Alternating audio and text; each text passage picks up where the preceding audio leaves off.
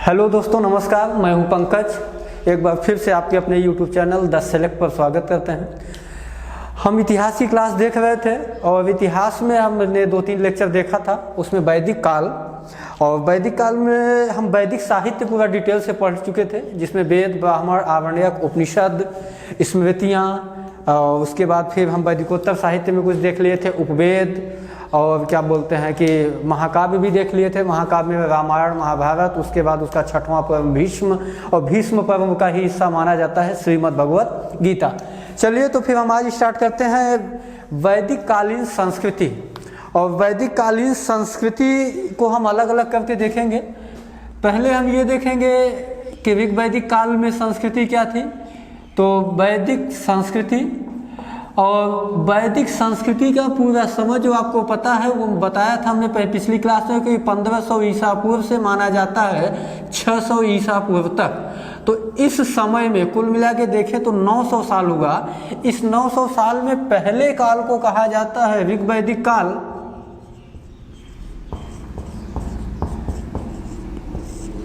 और दूसरे को कहा जाता है उत्तर वैदिक काल।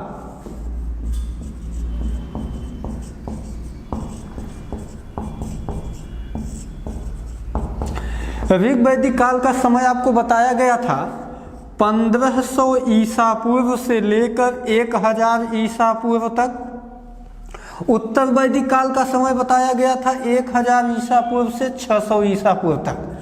अब इन हम दोनों काल की संस्कृति देखते हैं। संस्कृति की बात कहीं आ जाती है तो वहाँ आपको समझ में आ जाना चाहिए पहले से कि उस समय की राजनैतिक स्थिति क्या थी, उस समय की सामाजिक स्थिति क्या थी, उस समय की धार्मिक स्थिति क्या थी, और इसके साथ साथ उनका रहन सहन और खान पान क्या था। तो देखिए, ऋग्वैदिक संस्कृति और उत्तर वैदिक संस्कृति दोनों में काफ़ी आपको अंतर देखने को मिलेगा, और जो भी अंतर दिखेगा वही अंतर हम इसमें देखेंगे। देखने के पश्चात हम ये देखेंगे किस तरीके से एक ऋग्वैदिक संस्कृति उत्तर वैदिक काल में परिवर्तित होती है, और परिवर्तित होने के बावजूद हमको ऐसे परिवर्तन, ऐसी सामाजिक जटिलताएं मिलती हैं कि आपको पता होगा कि 6वीं शताब्दी ईसा पूर्व में कई धार्मिक आंदोलन होते हैं, और इन धार्मिक आंदोलनों की संख्या अलग अलग जगहों पे अलग अलग बताई गई। कहीं 562, कहीं 563, कहीं 62, कहीं 63। अलग अलग किताबों में बौद्ध और जैन के हम साहित्य पढ़ते हैं तो उसमें अलग अलग चीज़ें मिलती हैं, लेकिन वो आगे की चीज़ें हैं। हम पहले यहीं पे फिर स्टार्ट करते हैं। देखिए, हम ये दोनों को अंतर करके देखेंगे। हम बीच से एक लाइन डालते हैं। पहले हम ये देखते हैं कि ऋग्वैदिक काल की राजनैतिक स्थिति क्या थी, और फिर उसके बाद हम देखेंगे कि उत्तर वैदिक काल की राजनैतिक स्थिति क्या थी। इस तरीके से यदि हम कंपैरिजन करके पढ़ेंगे तो आपको सारी चीज़ें बेहतर तरीके से समझ में आएंगी।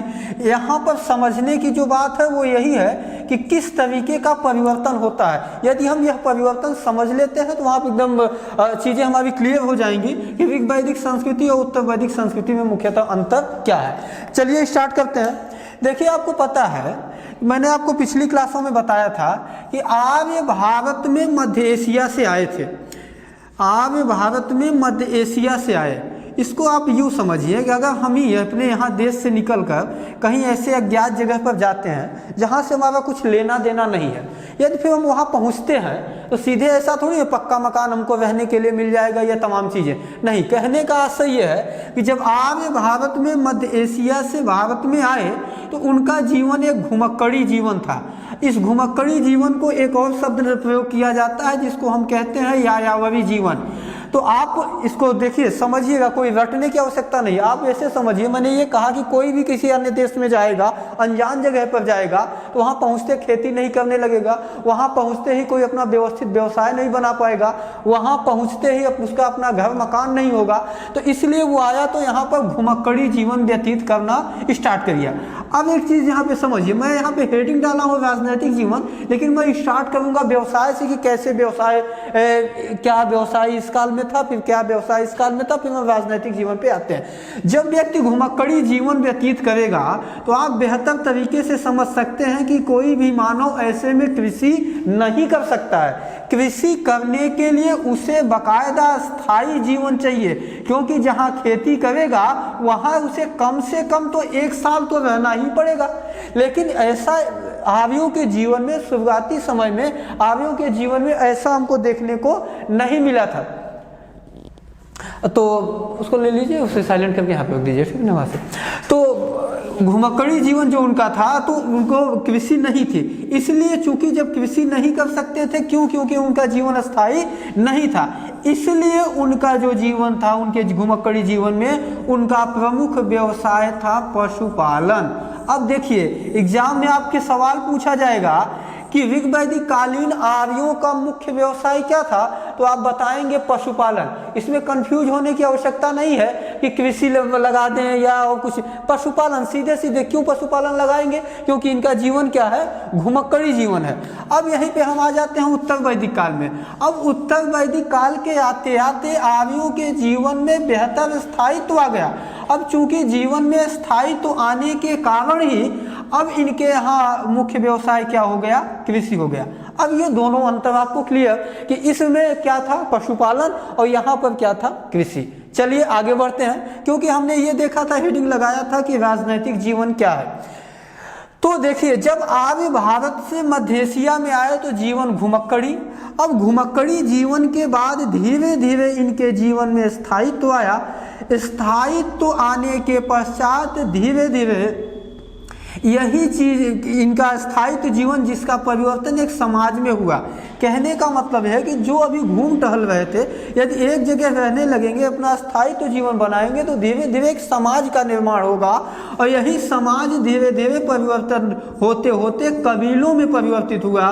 फिर यही कबीले परिवर्तित हो गए जन में, और आगे देखते हैं जन से जनपद में परिवर्तन। ये समय था उत्तर वैदिक काल का।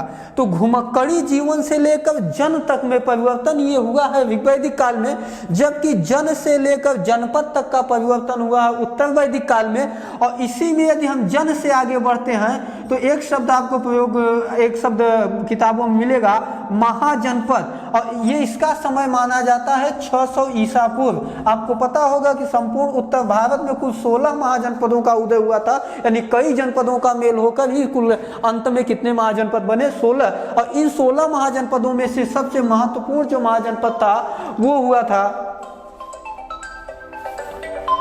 उसमें से सबसे महत्वपूर्ण जो महाजनपद हुआ वो था मगध। इसलिए अगला टॉपिक आपका हो जाएगा यहाँ से मगध का उत्कर्ष। चलिए फिर यहाँ पे हम अपने देखते हैं। तो स्थायित्व समाज, कबीले, फिर क्या बना? वहाँ पे जन बना। अब इस काल में यानी ऋग वैदिक काल में जन के प्रमुख को राजा न कह के बल्कि कहा जाता था जनस्य गोपा। अब ऋग वैदिक काल में राजा को जनस्य गोपा कहा जाता था, लेकिन जब उत्तर वैदिक काल में आया, जो कि अब जन का राजा नहीं था, वो था जनपद का राजा। तो इस काल में जो जनस्य गोपा था उसको अलग अलग नामों से जाना जाने लगा।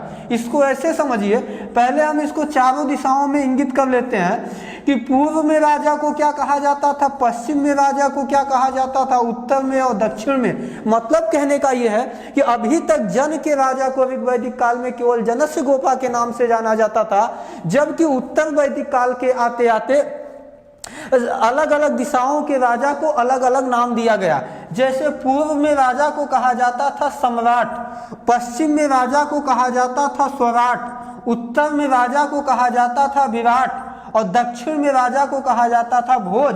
और ऐसा राजा जो चारों दिशाओं की विजय प्राप्त कर लेता था उसको कहा जाता था एकराट। अब ये देखिए नाम में परिवर्तन किस तरीके से ऋग वैदिक कालीन जनस्य गोपा अलग अलग दिशाओं में उत्तर वैदिक काल के पहुंचते पहुंचते अलग अलग नामों से जाना जाने लगा। चलिए और आगे बढ़ते हैं। देखिए जब ये जनस्य गोपा था ऋग वैदिक काल में, तो जनस्य गोपा का जो पद था वो तो वंशानुगत हो गया था। इसमें थोड़ा सा कंफ्यूजन हो जाता है कि हम ये मान लेते हैं कि ऋग वैदिक काल में जो राजा का पद था वो वंशानुगत नहीं था। नहीं, राजा का पद वंशानुगत था। हाँ, राजा का पद वंशानुगत था, लेकिन जो राजा हुआ करता था वह निरंकुश नहीं था, यानी कि वह मनमानी नहीं कर सकता था। उस पर दो समितियों का, एक समिति का नाम उल्लेख मिलेगा सभा और दूसरी का नाम उल्लेख मिलेगा समिति। तो सभा और समिति, सभा आधुनिक लोकसभा के सरीखे मानी गई थी और समिति आधुनिक राज्यसभा के सरीखे मानी गई थी। तो सभा और समिति नामक दो संस्थाओं का राजा पर नियंत्रण होता था, इसलिए राजा मनमानी नहीं कर सकता था, इसीलिए कहा गया कि राजा इस काल में निरंकुश नहीं होता था। जबकि इस काल के आते आते राजा पूर्णतः निरंकुश हो गया और उसकी निरंकुशता का पता ऐसे चल सकता है कि इस काल में यानी ऋग्वैदिक काल में राजा कर नहीं लेता था। एक शब्द ऋग्वेद में मिला है जिसका जो शब्द है बल, ये एग्जामों में पूछा जाता था कि वैदिक काल में या ऋग्वैदिक काल में बलि क्या है, तो बलि शब्द का शाब्दिक अर्थ होता था स्वेच्छा से दिया जाने वाला कर या स्वेच्छा से दिया जाने वाला उपहार। तो ऋग्वैदिक काल में राजा जो हुआ करता था, राजा कर नहीं लेता था बल्कि उसकी प्रजा या उसकी जनता स्वेच्छा से जो कुछ उसको देती थी और इसी से अपना भरण पोषण, अपने परिवार का भरण पोषण किया करता था।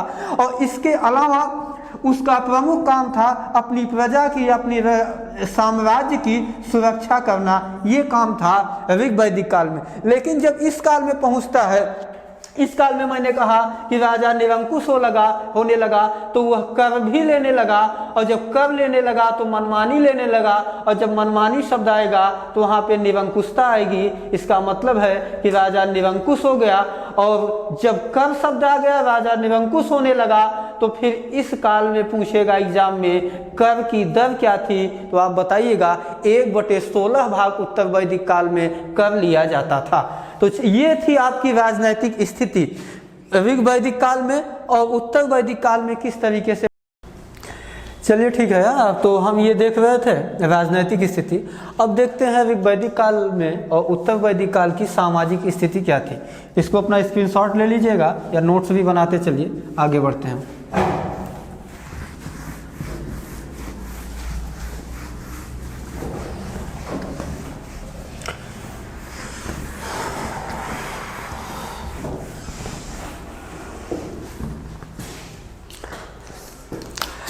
ऋग्वैदिक काल की सामाजिक स्थिति आपको समझना हो तो जिस दिन हम वेद पढ़ा रहे थे, वेद में जब हम ऋग्वेद का 10वां मंडल बताए, हमने कहा कि ऋग्वेद के 10वें मंडल के पुरुष सूक्त में पहली बार वर्ण व्यवस्था का उल्लेख मिलता है। तो यहाँ वर्ण व्यवस्था का सीधे सीधे आशय ये हुआ कि समाज कुल 4 वर्णों में बंट गया। पहला था ब्राह्मण, दूसरा था क्षत्रिय, तीसरा था वैश्य और चौथा था शूद्र। समाज में इन चारों वर्णों की अपनी अलग अलग स्थिति थी, लेकिन ऋग्वैदिक काल में इन सभी की स्थिति समान थी। कहने का आशय ये हुआ कि ऋग्वैदिक काल में वर्ण व्यवस्था तो थी, यानी ऋग्वैदिक काल के अंतिम समय में समाज का वर्ण में विभाजन तो हुआ, लेकिन समाज में जो भी वर्ण व्यवस्था थी वो समानता पर आधारित थी। कहने का आशय है कि ब्राह्मण का भी समाज में वही स्थान था जो कि एक शूद्र का स्थान था। तो कहने का फिर आशय ये हुआ कि फिर इसका विभाजन का आधार क्या था। तो ऋग्वैदिक काल में विभाजन का आधार कर्म था। मतलब ये कि जो व्यक्ति जो कर्म करता था उसको उसी वर्ण का मान लिया जाता था। आइए अब उत्तर वैदिक काल में। उत्तर वैदिक काल में भी वर्ण व्यवस्था थी, लेकिन इस वर्ण के विभाजन का जो आधार था वह कर्म न होकर बल्कि क्या हो गया, जन्म हो गया। इसका मतलब ये हुआ कि जो जिस वर्ण में जन्म लेता था, यानी जो जहाँ जन्म लेता था, जिस घर में जन्म लेता था, वह उसी वर्ण का माना जाता था। यदि वह ब्राह्मण के घर जन्म लिया तो वह ब्राह्मण हो गया, वैश्य के जन्म लेके यहाँ जन्म लिया तो वैश्य हो गया। अब देखिए यहाँ पर अंतर करिए आप। अंतर ये हुआ कि यहाँ पर समानता पर था, लेकिन जब वर्ण के विभाजन का आधार जन्म हो गया तो यहाँ पर समाज असमानता पर आधारित हो गया। यहाँ पर समाज ऊंच नीच पर आधारित हो गया। और जहाँ भी किसी समाज में ऊंच नीच की बातें आती हैं तो वहाँ पर उस समाज में असमानता के साथ साथ अस्पृश्यता देखने को मिलेगी, उस समाज में आपको छुआछूत देखने को मिलेगी। तो इसलिए हम कह सकते हैं कि ऋग वैदिक काल की तुलना में उत्तर वैदिक काल में सामाजिक ऊंच नीच, छुआछूत, असमानता देखने को मिली। इसका सबसे बड़ा कारण यही था कि ऋग वैदिक काल में वर्ण का विभाजन कर्म था, जबकि उत्तर वैदिक काल में इसका जन्म हो गया। और चीज़ें इसमें देखते हैं। देखिए ऋग वैदिक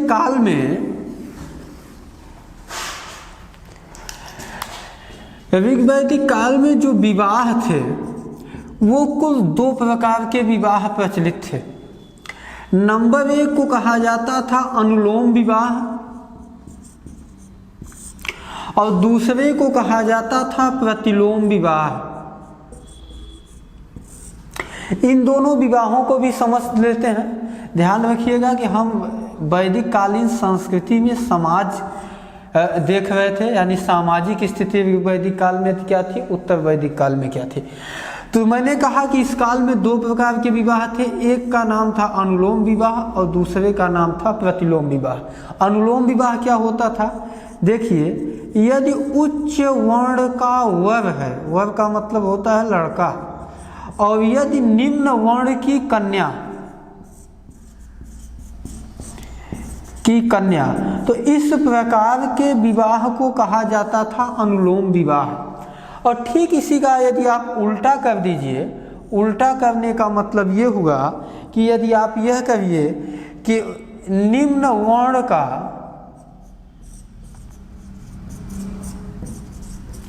वर हो जाए और उच्च वर्ण की कन्या हो जाए, तो इस प्रकार के विवाह को कहा जाता था प्रतिलोम विवाह। यह स्थिति प्रचलित थी किस काल में, ऋग वैदिक काल में।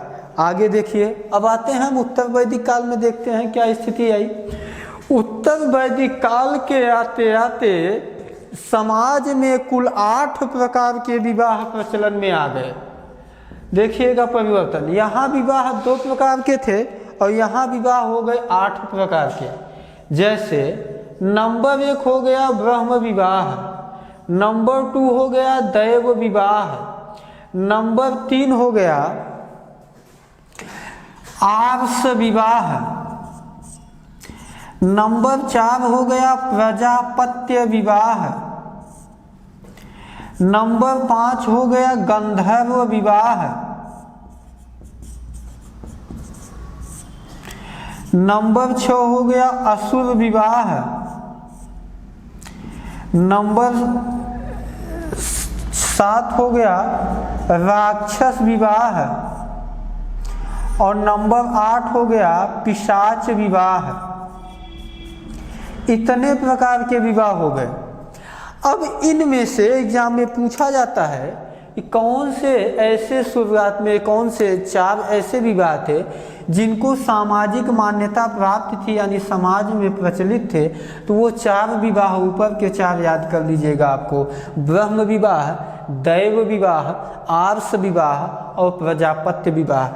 जबकि इन 4 को समाज में मान्यता प्राप्त नहीं थी, फिर भी ये 4 विवाह प्रचलन में थे।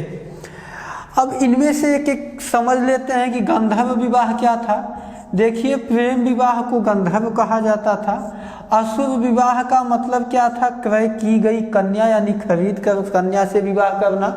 राक्षस विवाह था अपहरण की गई कन्या से विवाह। जबकि पिशाच विवाह था बलात्कार की गई कन्या से किया गया विवाह। तो इस प्रकार के जो विवाह प्रचलित थे, इनको समाज में मान्यता नहीं प्राप्त थी।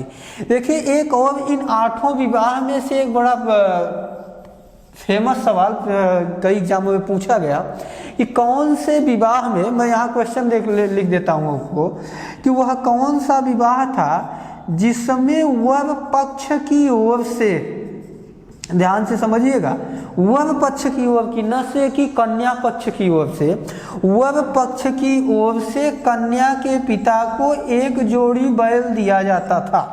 तो वह कौन सा विवाह था, वह था आर्ष विवाह। अब आपसे सवाल यदि एग्जाम में पूछेगा कि वह कौन सा विवाह था जिसमें वर पक्ष की ओर से कन्या के पिता को एक जोड़ी बैल दिया जाता था, तो वह आर्ष विवाह था। दूसरा सवाल पूछा जाता है, यदि हम आधुनिक विवाह से यदि तुलना करें तो उत्तर वैदिक काल का वह कौन सा विवाह था जो आधुनिक विवाह के सरीखे था या आधुनिक विवाह के तरीके था, तो वो था ब्रह्म विवाह। ब्रह्म विवाह की तुलना हम आधुनिक विवाह से भी कर सकते थे। ये थी सामाजिक ऋग्वैदिक काल की सामाजिक स्थिति और उत्तर वैदिक काल की सामाजिक स्थिति। चलिए इसको नोट कर लीजिए, फिर हम आगे बढ़ते हैं।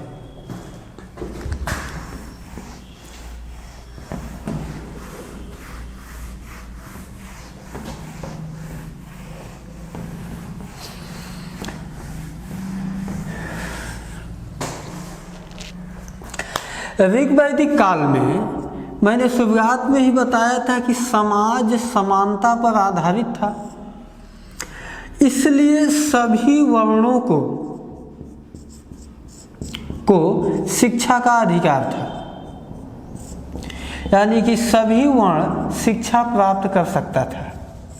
इसके साथ साथ महिलाओं की स्थिति भी बेहतर थी।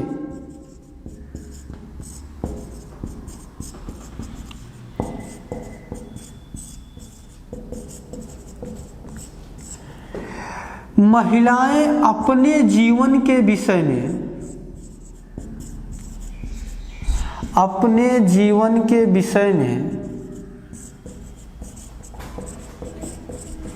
स्वयं निर्णय ले सकती थी।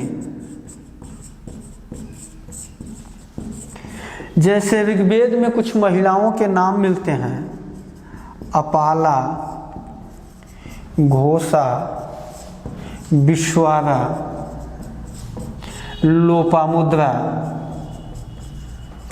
ये कुछ ऐसी महिलाएं थी ऋग्वैदिक काल की जिनका उल्लेख ऋग्वेद में है कि जीवन पर्यंत कुमारी रहकर, यानी जीवन पर्यंत विवाह न करके पठन पाठन में अपना जीवन व्यतीत किया।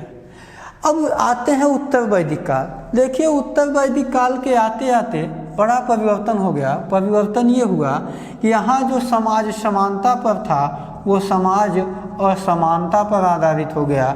यहाँ पर जो सभी वर्णों को शिक्षा प्राप्त करने का अधिकार था, यहाँ पर आते आते सभी वर्णों में से शूद्रों में, सभी वर्णों में से देखा जाए शूद्रों और महिलाओं से शिक्षा प्राप्त करने का अधिकार छीन लिया गया।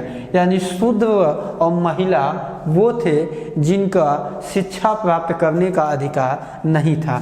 आपको एक संस्कार पता होगा जिसको कहा जाता है उपनयन संस्कार। तो उपनयन संस्कार जिसका संबंध शिक्षा से था, अर्थात जब बालक अपना घर छोड़कर गुरुकुल में पढ़ने जाता था तो उस समय जो संस्कार संपन्न किया जाता था उसे उपनयन संस्कार कहा जाता था।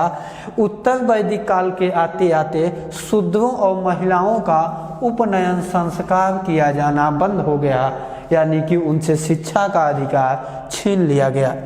अब जब महिलाओं से शिक्षा का अधिकार छीन लिया गया तो उन्हें अपने जीवन के बारे में, यानी जीवन के विषय में निर्णय लेने का अधिकार नहीं रह गया।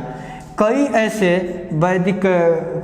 उत्तर वैदिक काल में कई ऐसे साहित्यों की रचना हुई जिसमें महिलाओं को आनंद और उपभोग की वस्तुएं बताया गया। ये दो यदि शब्द हम प्रयोग करें महिला के लिए कि आनंद और उपभोग की वस्तुएं ही है महिला, यानी एक मानव जीवन को हम वस्तु, वो भी ऐसी वस्तु से तुलना कर रहे हैं जो आनंद और उपभोग की वस्तुएं हैं। तो इन कुछ छोटे बड़े उदाहरणों से आप समझ सकते हैं कि ऋग्वैदिक काल की तुलना में उत्तर वैदिक काल के आते आते कितनी गिरावट देखने को आई, कितनी सामाजिक जटिलता समाज में देखने को मिलती है। चलिए और आगे बढ़ते हैं।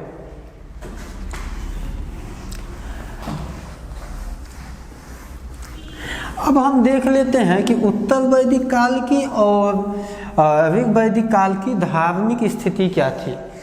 देखिए एक मज़ेदार बात यह है कि कभी कभी इस सवाल पे हमको ये लगता है, हम ही सबको ये सोचना चाहिए कि भगवान को मानव ने बनाया या मानव को भगवान ने बनाया, क्योंकि ये चीज़ें आपको यहाँ से थोड़ा सा देखने को ये मिलेगी। जैसे जब हम ऋग वैदिक काल की धार्मिक स्थिति की बात करते हैं, तो ऋग वैदिक काल में, ऋग्वेद में अगर हम देखें तो कुल 33 देवताओं का उल्लेख है। ये फैक्ट है, इसको याद रखिएगा कि ऋग्वेद में कुल कितनी देवी देवताओं का उल्लेख है, तो ऋग्वेद में कुल 33 देवी देवताओं का उल्लेख है। और इन 33 देवताओं में से ऋग वैदिक काल के जो प्रमुख देवता थे, तो ऋग वैदिक काल के प्रमुख देवता थे इंद्र, और इन्हीं इंद्र को पुरंदर कहा जाता था। हमने पिछली लेक्चर में जब आर्यों का भारत आगमन, जो मैक्स मूलर है, उन्होंने किस तरीके से इसे सिद्ध किया था, जब हम वो चीज़ें बता रहे थे तो वहाँ पे हम डिटेल में बताए थे कि प्रमुख देवता कौन थे, इंद्र थे।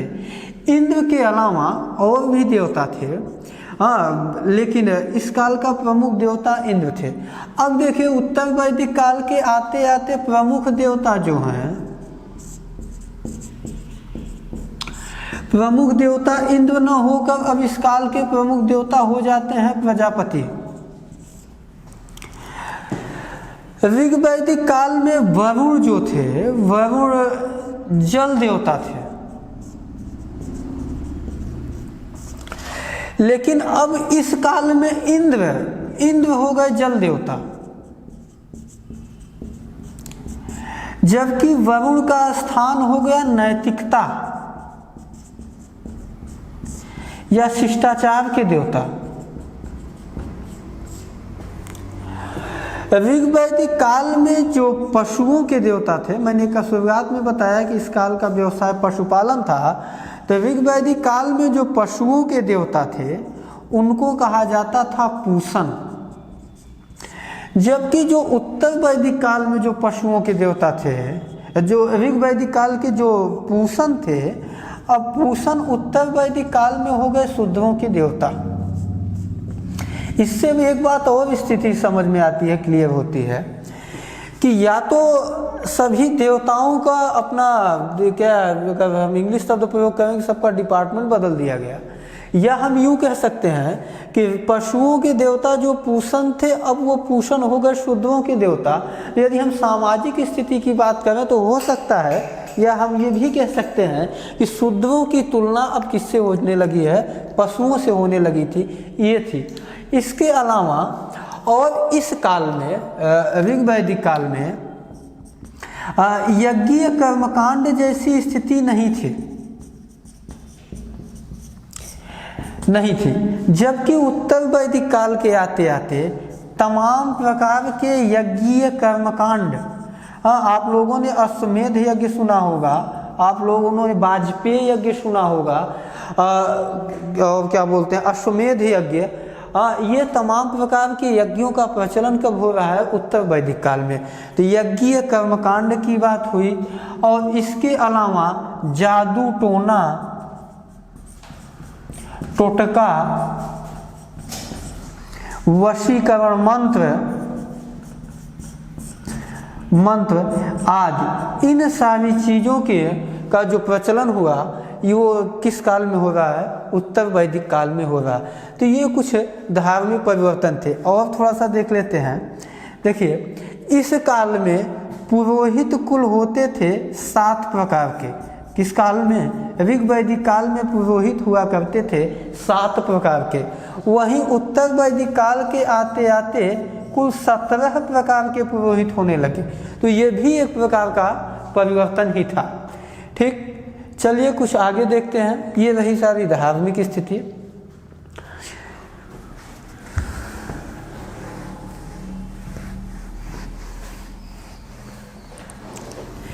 इसके अलावा उत्तर वैदिक काल में